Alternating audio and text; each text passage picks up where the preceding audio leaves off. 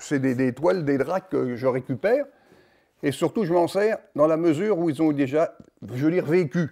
C'est-à-dire qu'on prend un tissu comme ça, il y a une pièce, il y a un rapiècement, il y a une chose comme cela. Et ce que j'aime bien travailler, c'est sur un produit préexistant parce que ça suscite l'imaginaire.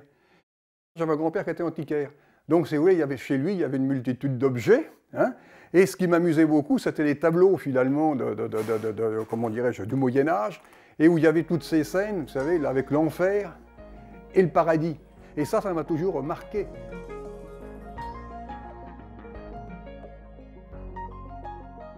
Ça, c'est 80.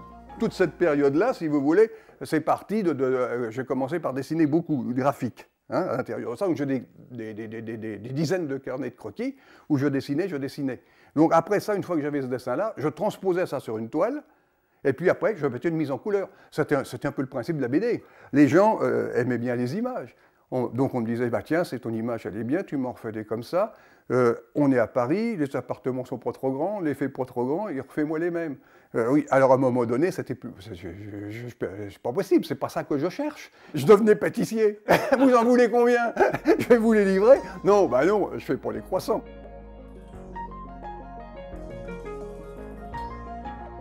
Je trouve qu'une œuvre s'élabore, plus ça devient simple, meilleur c'est. Hein, et c'est ce qui est le plus dur à atteindre. Parce qu'au début, quand on fait un projet, vous savez, c'est toujours, il y a plein de. Ça foisonne, on va faire toutes les choses. Petit à petit, on épure, et puis il reste l'essentiel.